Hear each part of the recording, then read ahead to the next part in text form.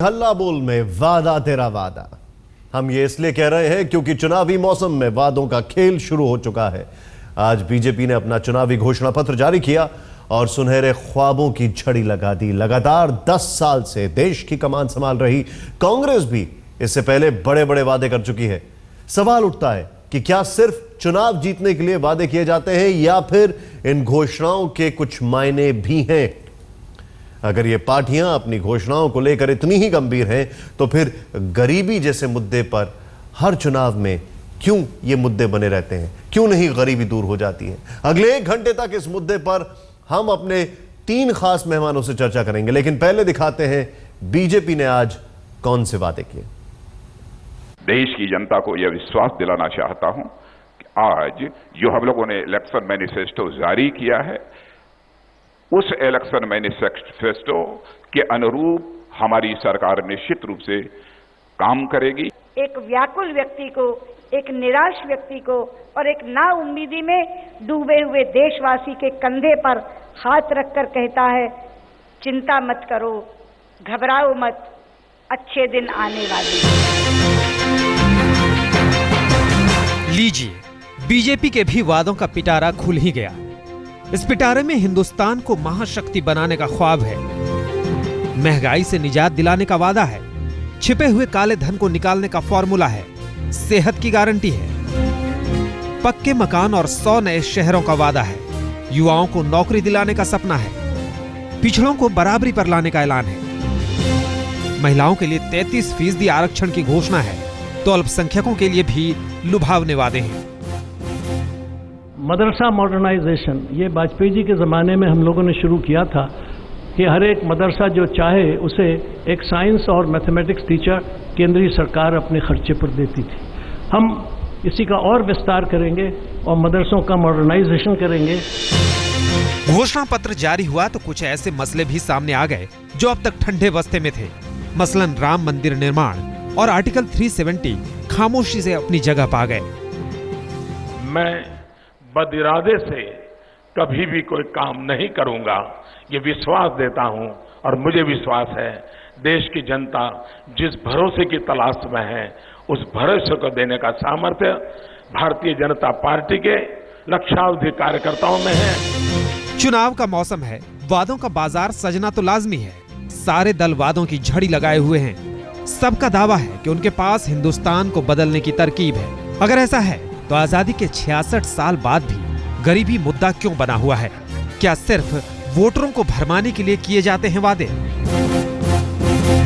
लंबे इंतजार के बाद बीजेपी का घोषणा पत्र जारी हुआ। तमाम आला नेताओं ने कुछ ना कुछ कहा और सरकार बनाने का दम भी भरा। पीछे छूट गए तो वो तमाम मुद्दे जिनके दम पर बीजेपी आज यहाँ तक पहुंची है। नई पीढ़ी यानी मोदी इस बात को जानते हैं कि पुराने मुद्दों से नाता नहीं टूटने वाला, तभी तो वो विकास की बात कर दोनों मुद्दे का फायदा उठाना चाहते हैं। कैमरामैन रवि के साथ अमिताभ सिन्हा, दिल्ली, आज तक। अलग अलग मुद्दों की बात होती है, अलग अलग वादों की बात होती है, लेकिन मुद्दे और वादे तकरीबन वही बने रहते हैं। इनमें बदलाव कम आता है। विपक्ष की बात करें तो समझ में भी आ जाता है, सत्ता पक्ष की बात करें तो फिर क्यों ऐसा होता है, या विपक्ष की अगर बात करें जब वो सत्ता पक्ष में आता है तब भी अगला मैनिफेस्टो में तकरीबन वही वादे रहते हैं। हम अपने इस कार्यक्रम की शुरुआत करते हैं। एमजे अकबर हमारे साथ हैं, बीजेपी के अभी बीजेपी ज्वाइन किया है, बीजेपी के प्रवक्ता हैं। आपका स्वागत है अकबर जी। अखिलेश प्रताप सिंह जी हमारे साथ हैं, कांग्रेस के प्रवक्ता है, सीनियर लीडर हैं। राघव चड्ढा आम आदमी पार्टी के नेता हैं, स्पोक्स पर्सन है, प्रवक्ता है। आपका भी स्वागत है। मेरा सबसे पहला सवाल अकबर जी से, आज आपका मैनिफेस्टो रिलीज हुआ है, ऐसा क्या नया है जो बताया जाए देश की जनता के लिए? ऐसा कौन सा वादा है, ऐसा कौन सा विजन है जो इस देश की जनता के लिए है, जो कि जिसको देखकर वो चुनावों में आप पर यकीन करें? देखिए, सबसे पहले तो आपको कहें कि जो स्ट्रेस है, आप बारीकी में अगर ना भी जाएं अभी, और ये बहुत डिटेल्ड मैनिफेस्टो है, बहुत कम मैनिफेस्टो इतने डिटेल में जाते हैं और इतनी point by point her subject पे कंसंट्रेट करके बताते हैं कि भाई हम क्या करने वाले हैं। लेकिन अब अगर आप डिटेल में ना भी जाएं तो 2 मुद्दे मुझे है सामने में आपको सामने पेश करता हूं। एक तो जिस जोश के साथ नरेंद्र मोदी ने आज ये कहा कि सबसे बड़ी जो चुनौती है देश के सामने वह गरीबी है, और गरीबी को वो एकदम 10 साल के अंदर ख़त्म करना चाहते हैं, जिसके लिए उन्होंने साफ कहा कि अगर सरकार जो है गरीब के लिए कुछ ना कर पाई तो फिर सरकार रहने का मतलब क्या है। हाँ ठीक है, पिछले 10 साल में हमने जो देखा है कि ये गरीबी जो है कम नहीं हुई है, बड़ी है, गरीबी के साथ खेल खेले गए हैं। लेकिन उन्होंने एक और वादा किया है कि अगर गरीब के लिए कुछ नहीं होता है तो उसका एक बहुत बड़ा कारण यह भी है कि जो पैसा जाना चाहिए वो लुट जाता है, करप्शन में लुट जाता है। और उन्होंने जब वो वादा किया कि मेरे होते हुए मैं अपने लिए कुछ नहीं करूंगा। दूसरी बात, आप पेज 17 देखिए मैनिफेस्टो का। मैं इसलिए आपको ये इशारा कर रहा हूं क्योंकि शायद इन बातों का बीजेपी के साथ आप रिश्ता ना जोड़ते हो, स्वाभाविक नॉर्मली जी। इसमें जो माइनॉरिटीज के बारे में बीजेपी ने कहा है, बहुत मैं समझता हूं कि प्रैक्टिकल और इफेक्टिव बातें हैं। मुझे इतनी खुशी हुई ये देख के लड़कियों के लिए तालीम, बच्चों के लिए तालीम, बच्चों के लिए नौकरी, ये सबसे ऊपर है जी। दूसरा आप जो पॉइंट उन्होंने कहा जी हाँ, उन्होंने देखिए एक बहुत बड़ा मुद्दा है जिसके ऊपर लोग नजरअंदाज करते हैं, ये समझते नहीं हैं या शायद उसकी अहमियत को नहीं समझते हैं, और वो है वक्फ। वक्फ की मतलब दायरे के अंदर इतनी लूट होती है, और वक्फ कौम की दौलत है, वक्फ किसी और की दौलत नहीं, कौम की दौलत है। और उन्होंने कहा कि वक्फ में जो इंक्रोचमेंट्स हुए हैं, वक्फ में जो घोटाला हुआ है, वो हम बंद करें। अकबर जी, आप जो बता रहे हैं, आप जो बता रहे हैं, मैं अपने दर्शकों को यहां पर दिखा देता हूं। ये जो आप बता रहे हैं, मैं आपका पॉइंट समझ चुका हूं। मैं अब थोड़ा आगे जाऊंगा, हमारे पास समय थोड़ा कम रहता है। ये है जो मैनिफेस्टो में जो आपने पॉइंटर्स रेज किए हैं, जो पेज 17 का आप जिक्र कर रहे हैं। सीधे चाहूंगा अखिलेश जी, दो बड़े इशू, गरीबी और माइनॉरिटीज की बात हो रही है। आपने भी कई मुद्दों पर कई सारी चीजें कही हैं, गरीबी पर आपने भी कुछ कहा है, लेकिन बीजेपी का जो मैनिफेस्टो है इसका क्रिटिसिज्म आपका क्या है? हमें इस मैनिफेस्टो के बाद बीजेपी पे तरस आ रहा है। 1 साल से ज्यादा हो गया मैनिफेस्टो ये बना रहे हैं, अपने वेबसाइट पे दे रखा, चारों तरफ दे रखा, रोज बताते मैं एक इनका जो पहला चैप्टर है वहां से लेकर अंतिम चैप्टर तक एक विभागवार जो योजनाएं इसमें दी गई हैं, उसमें 99% योजनाएं यूपीए सरकार की गवर्नमेंट में जो चल रही हैं। यही होता है कि जब आप अमेरिकन से मैनिफेस्टो भी बनवाएंगे। मैं क्षमा चाहता हूं, आपको थोड़ा सा रोकूंगा। आज से ठीक मैं आपको साल और तारीख बताता हूं। 6 अप्रैल 2009 को बाकायदा प्रणब मुखर्जी साहब ने यह कहा था कि बीजेपी का जब मैनिफेस्टो रिलीज हुआ था, मैं आपको पढ़ के भी सुना सकता हूं आप चाहें तो, इस मैनिफेस्टो में वही चीजें जो कांग्रेस के मैनिफेस्टो में हैं। आप तब भी वही बोल रहे थे, आज भी वही बोल रहे हैं। आप नया क्या कह रहे हैं, आप बताइए। मैं गिना रहा हूं, हम एक अगर आपके पास मैनिफेस्टो तो हम एक चैप्टर का बता सकते हैं। जैसे मोटा मोटा मैं गिना रहा हूं, फ्रेट कॉरिडोर हमारे उस पर काम चल रहा ऑलरेडी है। लो इनकम ग्रुप प्रोजेक्ट हमारा लॉन्च हो चुका है, उस पर काम चल रहा है, लोग उसका बेनिफिशियरी हो रहे हैं। राजीव गांधी जो इंदिरा गांधी के बाद राजीव गांधी आवास योजना जो है, पेंशन हम उसको राइट बना चुके हैं। मनरेगा को कृषि से जोड़ना हम उसको कर चुके हैं। अति पिछड़े जो जिले हैं वो बीआरजीएफ स्कीम के तहत कवर होती हैं।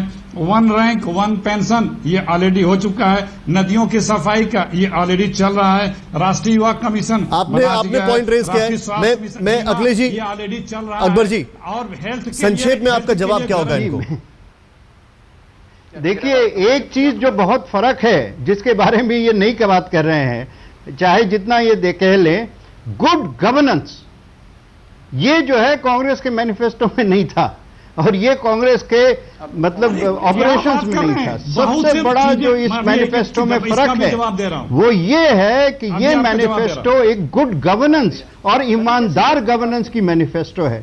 और 10 साल में कैसा गवर्नेंस हुआ है शायद मैं क्या बताऊं, आप खुद ही जानते हैं, और देश की जनता तो जानती है। इसीलिए देश के अंदर इतना आग फैला हुआ है सरकार के खिलाफ। अकबर जी, मैं आपसे एक सवाल पूछ रहा हूं यहां पर। अखिलेश जी, मैं आपके पास आ रहा हूं। मेरा सवाल यह है, 26 नंबर जो पन्ना है उसमें बकायदा ये लिखा हुआ है, आपने बताया है कि किस तरह से Congress in contrast now at the end of Congress led UPA regime, आपने बताया जीडीपी ग्रोथ 4.8% है।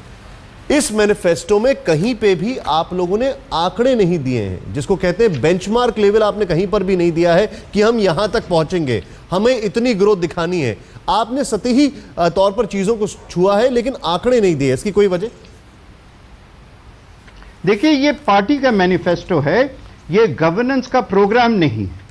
पार्टी का मैनिफेस्टो दिशा बता देता है, ऑब्जेक्टिव बता देता है, होराइजन बता देता है। कहना है कि हमारी जो लक्ष्य है वो क्या है, हम कहां जाना चाहते हैं वो क्या है। इसके बाद जब सरकार आती है तो इसको स्पेसिफिक्स में बांट देती है कि भाई ये नीतियां हैं, ये पॉलिसीज हैं। जैसे हम जब ग्रोथ की बात करते हैं वो तो हमारा इम्प्लिसिट है कि आपने 9.5% पे हमसे लेके गए थे सरकार, और आप कम से कम वहां तक तो पहुंचाइए। हम जब इकोनॉमिक ग्रोथ की बात करते हैं, आप जो है कम से कम अगले 10 साल में 15 से 20 करोड़ नौकरियों की बात कर रहे हैं। नौकरी नौकरी नौकरी। और हम जानते हैं कि अगर हम नौकरी जवान को नहीं अखिलेश जी, एक मिनट अकबर जी, आपके पॉइंट पे क्रॉस रिएक्शन मुझे लेना होगा एक बार। अखिलेश जी बताइए, आप क्या कहेंगे इस पर? आवाज आ रही है, ये गवर्नेंस की बात हो रही है। गलत बयानी कर रहे हैं, सारा गलत बयानी कर रहे हैं। कभी एक बार एक क्वार्टर के लिए 8% के ऊपर गई थी इनकी जीडीपी, और बहुत समय तक 4% से नीचे भी आई थी, जो हम लोग की कभी नहीं आई है।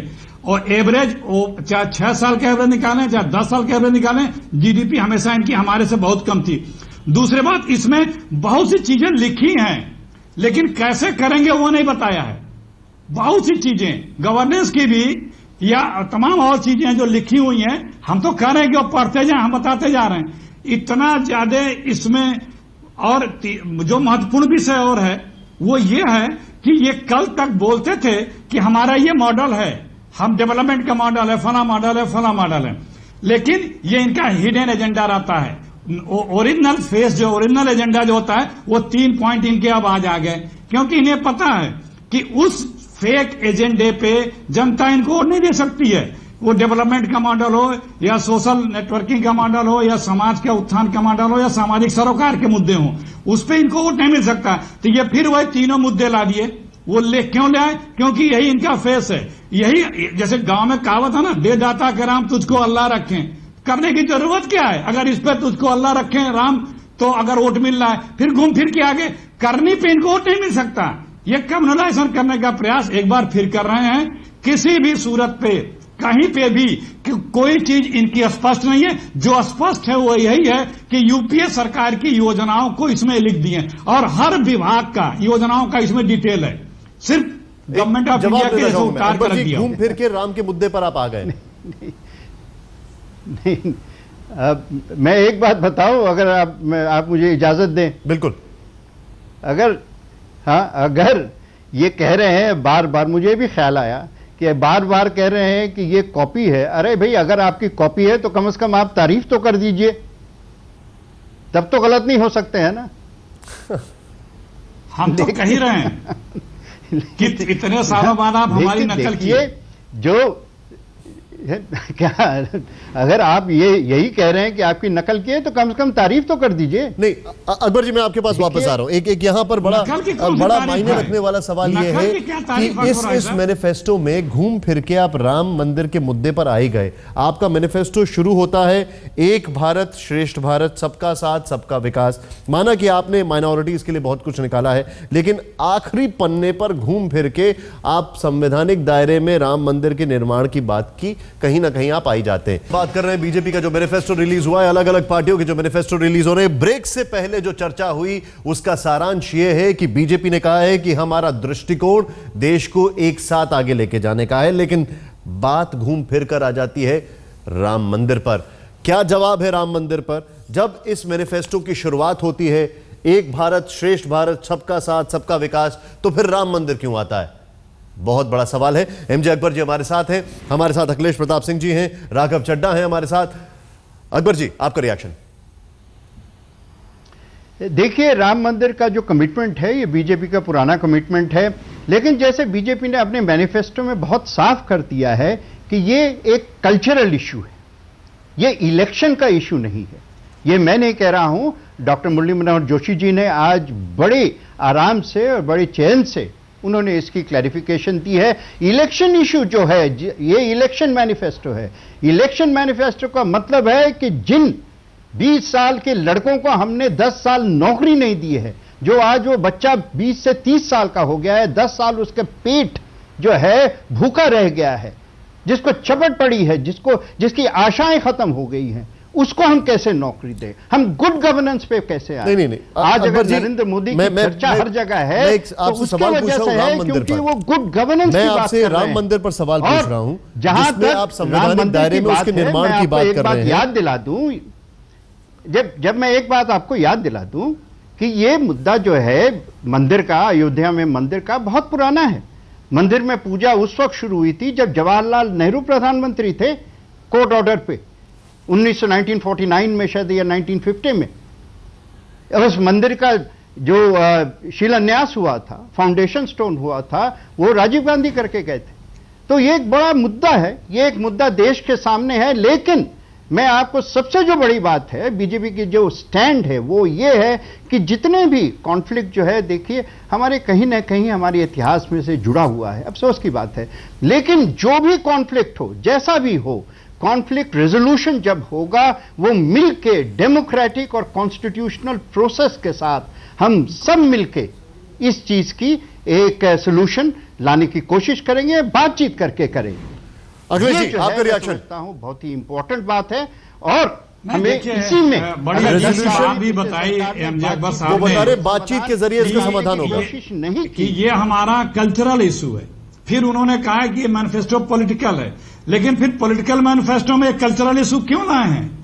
आप क्यों दे रहे हैं? आप चुनाव लड़ने जा रहे हैं ना, जो कुछ इसमें है इसके अलावा और क्या हम मान लें कि वो चुनाव से रिलेटेड नहीं है, ये भी बीजेपी क्लियर कर दे। एक बार आप अपने चुनाव के मैनिफेस्टो में देंगे, ये कोई अपनी इनसाइड मीटिंग का मैनिफेस्टो नहीं है, ये चुनाव का मैनिफेस्टो है। चुनाव शुरू होने पर भले आपने दिया हो और कहें आप ये बचने के लिए कि हम उसी पुराने एजेंडे पे हैं, ये तो हमारा कल्चरल इशू है, कमिटमेंट है, इसलिए दे दिया। तो आप चुनाव के मुद्दे में इसको क्यों डाले? दूसरे बार बार कुछ चीजें बोलते रहे हैं बीजेपी के लोग, महंगाई, भ्रष्टाचार, इसका कारण है क्योंकि हम जो आइंदा एक शासन चाहते हैं, उस शासन में हम अमन चाहते हैं। इनकी स्ट्रेटेजी है, ये कहीं नहीं लिखा है इन चारों चीजों पे। हेलो जी बताइए। नहीं बीच में कुछ बोला था। मैं ये कह रहा हूं कि जो चार जो इन्होंने काफी दिनों से शोर मचा रखा, पार्लियामेंट तक नहीं चलने दे रहे थे, महंगाई, भ्रष्टाचार, बेरोजगारी और कालाधन, इसमें जिक्र है, लेकिन उसका मैकेनिज्म क्या है, कैसे क्या करेंगे?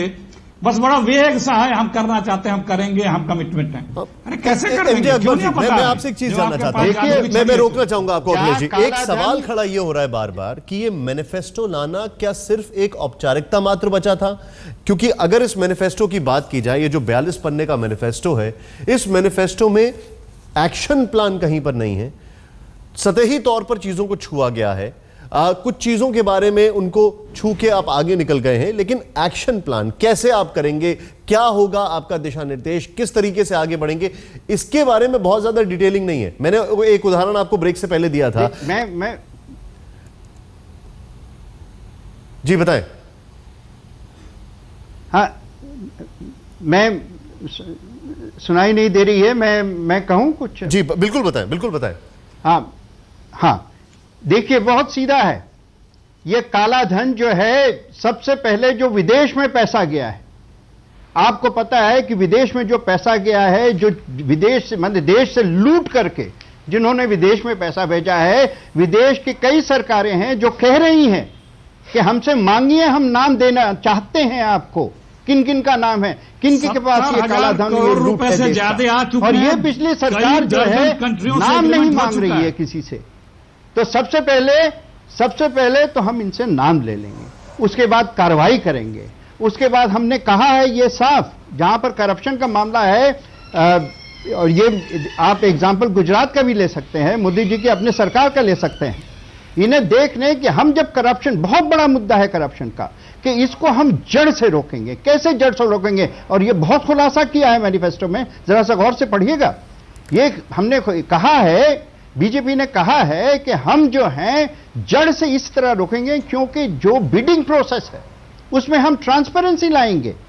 अब जो है आप घर में बैठ के बातचीत करके इधर से उधर लिखवा के अब नहीं कर पाएंगे जी। टोटल अकबर जी, मैं आपके पास आ रहा हूं। यहां पर एक सवाल जो है, देखिए आपने जो जो चीजें आलेख की, कई जो यहां पर है, मैं एक सवाल यहां पर खड़ा कर रहा हूं, और मेरा सवाल यह है बड़ा सीधा सा कि 19 फरवरी को जो नेशनल काउंसिल में रामलीला मैदान में नरेंद्र मोदी ने कहा था, जो बकायदा इंडिया इकोनॉमिक कन्वेंशन जो हुआ था 27 फरवरी को, उसमें जो नरेंद्र मोदी ने कहा था, वही सारी लगभग चीजें इस मैनिफेस्टो में दिखाई दे रही हैं। सवाल आज ये है, जो कि हर कोई यही जानना चाहता है कि ये मैनिफेस्टो है या मोदी फेस्टो है।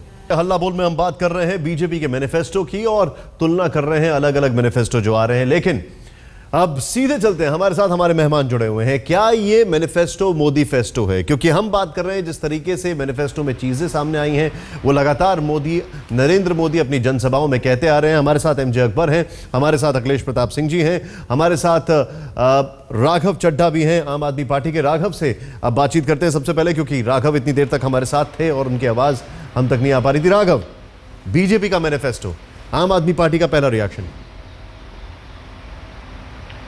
देखिए, पहला रिएक्शन तो जो मेरा बना ये मैनिफेस्टो पढ़ने के बाद, वो मोटे मोटे तौर पे ये बना कि ये मैनिफेस्टो उद्योगपतियों को ध्यान में रखकर बनाया गया है, कुछ इंडस्ट्रियलिस्ट को ध्यान में रख के बनाया गया है, और आम आदमी और आम इंसान को राहत पहुंचाने के लिए नहीं बनाया गया है। इसके अंदर आप मोटे मोटे तौर पे देखें तो इंफ्रास्ट्रक्चर डेवलपमेंट और इंडस्ट्रियल हाउसेस की विकास की बात तो लिखी है, बट कई अहम चीजें गायब हैं। जैसे आरक्षण पे क्या है, दलित पे क्या स्टैंड है, वो गायब है। इकोलॉजिकल इन्वायरमेंटल सस्टेनेबिलिटी पे क्या स्टैंड है, वो गायब है। और नेचुरल रिसोर्सेज की क्या पॉलिसी रहेगी, वो गायब है। लैंड एक्विजिशन पे केवल एक लाइन, एक वाक्य लिख दिया गया है उनका, लैंड एक्विजिशन पे क्या स्टैंड है, जो बिल लाया गया उससे क्या सहमति है।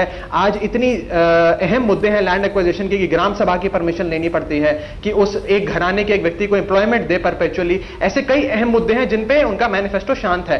तो मेरा ऐसा मानना है कि ये जो मैनिफेस्टो बनाया गया है, ये केवल और केवल उद्योगपतियों को ध्यान में रखकर बनाया गया है।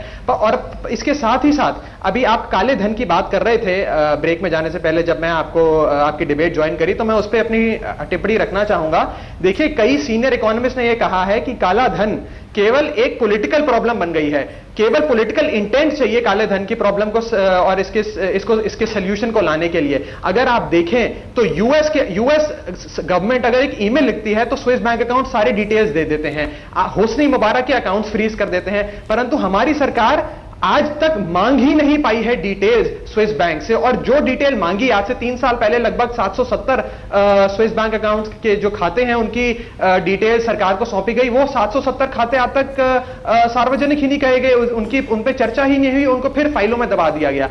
तो मोटे मोटे तौर पे ये बात मैं कहना चाह रहा हूं कि काले धन के लिए टास्क फोर्स तो पहले भी कई बनी है, वॉन्चू कमेटी से लेकर हाल ही में जो कांग्रेस द्वारा बनाई गई कमेटी, कई कमेटी बनाई गई हैं, परंतु काले धन का सॉल्यूशन एक पॉलिटिकल इंटेंट द्वारा आ सकता है। वो पॉलिटिकल इंटेंट चाहिए। यदि नेताओं और उद्योगपतियों को के काले धन की रक्षा करने के लिए अगर मैनिफेस्टो बनाया जाएगा और पॉलिसीज बनाई जाएंगी, तो कभी भी काला धन वापसी नहीं आ सकता। राघव, आपने जो जो चीजें बताई हैं, मैं अकबर साहब से रिएक्शन लेने से पहले आपको बता दूं, आपने जो जो पॉइंटर्स बताए हैं, पेज नंबर 5 और पेज नंबर 16 पढ़ लीजिएगा, उसमें बाकायदा उन सारी चीजों का जवाब दे रखा है। अकबर जी, मैं सोशल जस्टिस और एम्पावरमेंट की बात कर रहा हूं और बाकायदा फॉरेन गवर्नमेंट से ब्लैक मनी नहीं, रिजर्वेशन पे कहां लिखा है बताइए?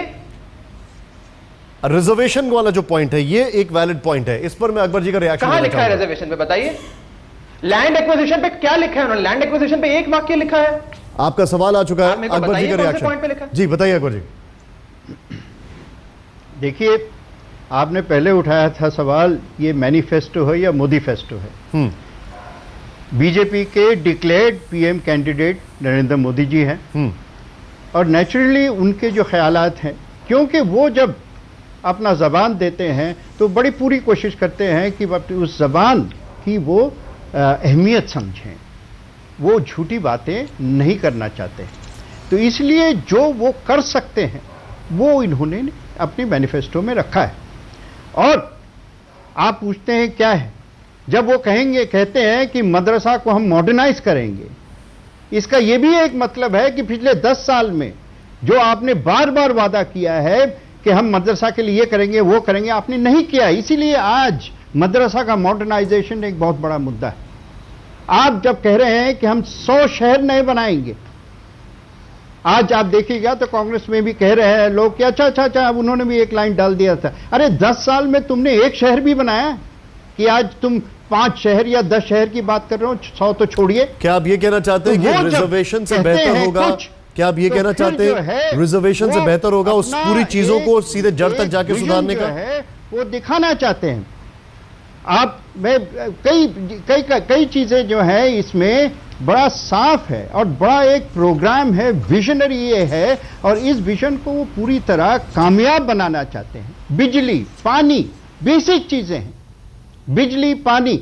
और जहां तक एक ओवरऑल विजन है, वो हमारे स्लोगन के अंदर है कि development for all, development for all. कोई हिंदुस्तानी पीछे नहीं छूटेगा, चाहे वो जिस जात का हो, जिस मजहब पे हो। एक बड़ा है कि आप मजहब, जाति से उठ जाइए और देश की डेवलपमेंट कीजिए।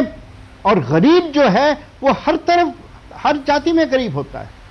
मैं तो जानता हूं कि मुसलमानों के अंदर कितनी गुर्बत, कितनी गरीबी, हर जाति में गरीब होता है। तो जितने भी गरीब हैं उनको उठाइए, गरीबी को खत्म कीजिए। मैं सिर्फ एक सवाल पूछना चाहता हूं, आप बुरा ना माने, यह बताइए मुझे कि आलू और प्याज का क्या धर्म होता है? आलू और प्याज का क्या जात होता है? और जब उसकी कीमतें बढ़ती हैं, जब उसकी कीमत बढ़ती है तो ये कहा जाता है क्या कि किसी एक वर्ग के लिए ये कीमत कम हो जाए? अखिलेश जी, राघव बताइए। तो हमारी जो लड़ाई है वो आलू और प्याज, आप जो बता रहे पॉइंट राघव रखने की लड़ाई है। आपने नहीं, मैं एंकर साहब से मेरा सवाल है। एंकर साहब ने मुझे कहा कि पेज नंबर 5 और पेज नंबर 16 पे ये सारे जवाब लिखे हुए हैं। आप मुझे प्लीज पॉइंट आउट करें कि कहां पे अगर मुझसे कोई गलती हो रही है। आप जो आरक्षण की बात कर रहे हैं वो जवाब मुझे अभी तक नहीं मिला है। मेरा ये सवाल अकबर जी से भी था, मुझे लगा शायद आप वही पॉइंट रेज कर रहे हैं। आरक्षण को के लिहाज से अकबर जी कहीं पे कुछ मेंशन नहीं किया गया है। लैंड एक्विजिशन, राघव ने सही पॉइंट रेज किया है, लैंड एक्विजिशन पे कुछ नहीं कहा गया है। ये सारी चीजों को क्यों छोड़ दिया गया है? क्या ये नेचुरल रिसोर्सेज पे कुछ नहीं कहा गया है, इकोलॉजिकल एनवायरमेंटल सस्टेनेबिलिटी पे कुछ नहीं कहा गया है। काफी अहम मुद्दे हैं ये। देखिए, मैनिफेस्टो जो होती है वो हाइलाइट्स होती हैं किसी भी प्रोग्राम की। हर चीज जो है गवर्नेंस के अंदर, अगर सारे गवर्नेंस का एक आप पेपर बनाएं, से व्हाइट पेपर ऑन गवर्नेंस बनाएं, तो कम से कम वो 1000 पन्ने का हो जाएगा।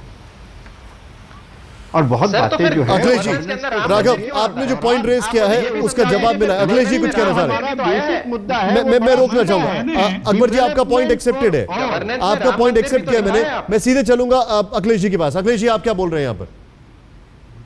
मैंने शुरू में ये कहा था कि 99% यूपीए की सरकार की योजनाएं इसमें हैं और बाकी कोई भी चीज क्लियर नहीं है। जैसे एससी एसटी पे है, लेकिन आरक्षण के बारे में नहीं लिखा है। उन्होंने तमाम चीजें लिख डाली हैं, सब सशक्तिकरण करेंगे, सामाजिक न्याय करेंगे, पढ़ाएंगे, ये करेंगे, वो करेंगे, लेकिन जो कोर इशू है, किसी चीज के कोर इशू को उन्होंने एलिबरेट करके नहीं बताया है और उस पर अपना रुख रखा है। जैसे फिर आपने काला धन की बात की, अभी एमजे अकबर साहब बता रहे थे, लग रहा उन्होंने भी ठीक से मैनिफेस्टो पढ़ा नहीं है। उसमें सिर्फ 4 लाइन लिखा हुआ है, भ्रष्टाचार की गुंजाइश को न्यूनतम करके काला धन पैदा होने से रोकने से सुनिश्चित करेंगे और हमारा कटिबद्धता है कि समुद्र पार से खातों से हम पैसा वापस लाने के लिए प्रतिबद्ध हैं। ये है इनका काले धन पे। इसी तरह से जो इन्होंने भ्रष्टाचार पे बताया है, उसमें हम ऐसा तंत्र स्थापित करेंगे कि जो भ्रष्टाचार को कम करे। भ्रष्टाचारियों पे क्या करेंगे ये नहीं बताएंगे, काला धन पे कैसे उसको वापस लेंगे ये नहीं बताएंगे, एससी एसटी के लोगों को जो सामाजिक सुरक्षा है या नौकरी की सुरक्षा है वो नहीं बताएंगे। इसी तरह बेरोजगारी के लिए क्या करना, हम बेरोजगारी दूर कर, मतलब सब चीज की जादू की छड़ी है, वो सॉल्व कैसे होगी उस छड़ी से, उसका सॉल्यूशन नहीं है। जो मैं आपको रोकना चाहूंगा यहाँ पे। अखिलेश जी, आपने जो पॉइंट रेज किया है, अकबर जी, काफी समय लगा ये मैनिफेस्टो तैयार करने में, काफी वक्त लगा, विलंब भी हुआ इसको लाने में। चाहे इसको अलग अलग नाम दिए जा रहे हैं, मोदी फेस्टो या मैनिफेस्टो, सवाल खड़ा ये होता है कि कुछ चीज़ों के ऊपर बाकायदा शायद थोड़ी बहुत डिटेलिंग की जा सकती थी जो कि नहीं हुई है। इसकी क्या वजह है? खाली गवर्नेंस का एक स्टैंप लगाकर अगर बोला जाए गुड गवर्नेंस के अंदर, उस छाते के अंदर सब कुछ आ जाएगा और जनता के सामने ये जो आपका एक विजन स्टेटमेंट है, जो आपका एक वचन पत्र अगर मैं इसको कहूँगा तो गलत नहीं होगा, उसमें वो सारी चीज़ों का आलेख नहीं होगा, तो आपको लगता नहीं है कि ये थोड़ा सा नाइंसाफी होगी उस जनता के साथ? देखिए, जो एक अंग्रेजी का मुहावरा मैं इस्तेमाल करता हूं, the proof of the pudding is in the eating.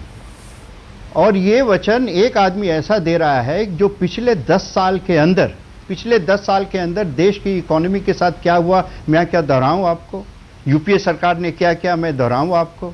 मैं इसका जवाब दूंगा, फिर गलत बयानी हो रही है। के अंदर, उसी 10 साल के अंदर जब देश में ये हालत नीचे जा रही थी इकोनॉमी, जब यूपीए के नेतृत्व में देश बर्बाद हो रहा था, तो उसी 10 साल के अंदर गुजरात में वही फाइनेंशियल एनवायरनमेंट, वही इन्वेस्टमेंट एनवायरनमेंट, वही ब्यूरोक्रेसी, वही लोग वहां पे एक गुजरात मिरेकल कर रहे थे। तो ये करनी जो है, करनी के ऊपर मैं नहीं समझता हूं कि आप नरेंद्र मोदी को किसी तरह आप उनके ऊपर एक उंगली उठा सकते हैं। जब आप ये बात कर रहे हैं, जनता उन पे तो भरोसा कर रही है, तो इसलिए भरोसा कर रही है because he is a doer and he has achieved. उन्होंने करके दिखाया है। नहीं, और इसीलिए जब वो अपना नहीं सर, क्या ये अपने अपने आप में ये बातें क्या ये अपने आप में लोग जो है, क्या ये तर्क संगत है ये कहने के लिए कि आपने इसमें फैक्ट्स और फिगर्स नहीं रखे कि अब तो इलेक्शन का सिलसिला शुरू हो गया? ये यकीन, ये भरोसा जो है अब इलेक्ट्रॉनिक वोटिंग मशीन में आपको नजर आएगा। ये पूरी तरह से गलत बयानी कर रहे हैं माननीय एमजे अकबर साहब। महिलाओं के नाम पे कोई इसमें कार्य योजना नहीं है। सिर्फ एक लाइन है कि महिलाओं पे एसिड फेंका जाएगा तो हम क्या करेंगे, ये बताया गया है। दूसरे, जिस गुजरात गवर्नेंस की बात करते हैं, वो जितने भी किसी भी स्टेट के मजबूती के फाइनेंशियल या सोशल लक्षण होते हैं, उसमें फर्स्ट 7 में किस 20 जो होते हैं मानक, उसमें फर्स्ट 7 में कहीं गुजरात नहीं है। तीसरी बात मैं बता रहा हूं, अखिलेश जी, मैं आपसे तीसरी बात पूछूंगा, मैं आपको थोड़ा सा रोकूंगा। राघव भी यहां पर कुछ कह रहे हैं। खबर आई कि एकाएक ये खबर देखने को मिली कि सोनिया गांधी ने कहा है कि ये जो मैनिफेस्टो है बीजेपी का देश को तोड़ेगा। अखिलेश जी, आपसे सवाल है और हमारे पास 2 मिनट है इस शो को वाइंड अप करने के लिए। मैं सबके पास आऊंगा, हमारे सारे पैनलिस्ट के पास एक एक रिएक्शन। माइनॉरिटीज के लिए बाकायदा इसमें कई सारी चीजों को कहा गया है। राम मंदिर बीजेपी का पुराना स्टैंड रहा है, उसको एकदम आखिरी पन्ने पर लाया जाता है और उसमें भी कहा जाता है संविधान के दायरे में रहकर जो भी होगा वो देखा जाएगा। कैसे ये तोड़ेगा देश को? देखिए, जो आपने कहा माइनॉरिटीज के लिए जो 50 पॉइंट प्रोग्राम्स है, जो और हमारे मंत्रालय का प्रोग्राम है, वो चाहे शिक्षा हो, चाहे मदरसा हो, चाहे कंप्यूटराइजेशन हो, वो उसी को इसमें इंक्लूड कर दिया गया। तोड़ेगा यूं कि ये देखिए, एक तो ये महिला विरोधी है। महिलाओं को क्या क्या और सुविधाएं मिलनी चाहिए वो इसमें नहीं है, क्योंकि आरएसएस प्रमुख ने बार बार महिलाओं के प्रति आरएसएस की धारणा की अभिव्यक्ति की है, जिसपे बीजेपी के राष्ट्रीय प्रवक्ता ने भी अपने आप को डिसएसोसिएट किया था और बीजेपी के नेताओं ने भी महिलाओं के प्रति अपने रुख को बार बार दिखाया है। समय कम है मेरे पास, जल्दी दूसरा, ये मैनिफेस्टो जो राष्ट्र विरोधी है, राष्ट्र विरोधी यूं है, समाज विरोधी यूं है कि जो समाज के हमारे और तमाम तबके हैं उनके प्रति जरा सा भी जो कोर इशू है उस पर कोई दृष्टि नहीं डालता है जी। आपने कहा ये महिलाओं का, ये महिला विरोधी है, राष्ट्र विरोधी है। राघव, आपका रिएक्शन, क्योंकि मुझे शो को वाइंड अप करना है जल्दी से और अकबर जी के पास भी जाना है।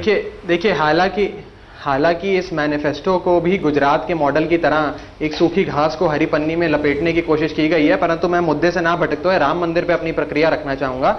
देखिए, राम मंदिर के बारे में उन्होंने एक बात कही कि we will explore all possibilities within the framework of the constitution for constructing the Ram temple। अब इससे 2-3 सवाल खड़े होते हैं। पहला सवाल तो ये खड़ा होता है कि जब आपने बाबरी मस्जिद को तोड़ा तब वो संविधान के तहत था, क्या वे कॉन्स्टिट्यूशन के प्रोविजंस और उसके प्रावधानों के तहत तोड़ा गया था? दूसरी चीज, आप कहते हैं कि अब हम कॉन्स्टिट्यूशन के तहत ही उसे बनाएंगे, तो पिछले लगभग 3 दशक से आप जो पोलराइजेशन की पॉलिटिक्स कर रहे हैं, वोट बैंक पॉलिटिक्स कर रहे हैं और ये बोल रहे हैं हम हर हालत में राम मंदिर बनाएंगे, तो क्या वो सारे वादे जो पहले बोले थे वो झूठ थे?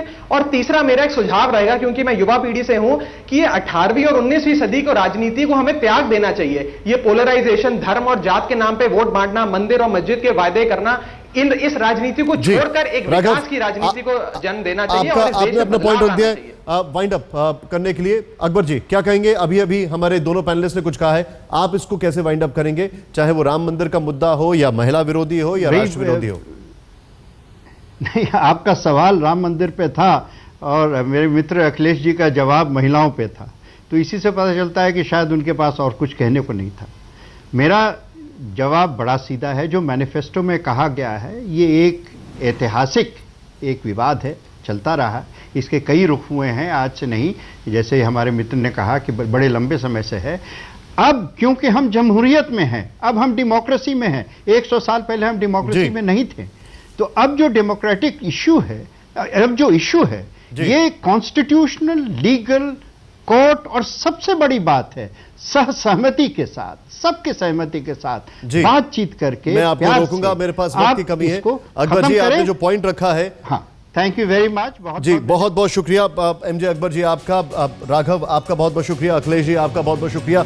लेकिन 1992 से लेकर अभी तक, 1992 में करीब 2 करोड़ 30 लाख वो लोग हैं जो कि वोट डालने जाएंगे, जो कि 1992 में पैदा हुए थे।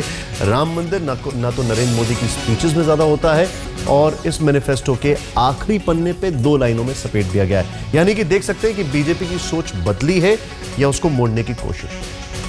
मैनिफेस्टो आपके हाथ में है, फैसला आपको करना है।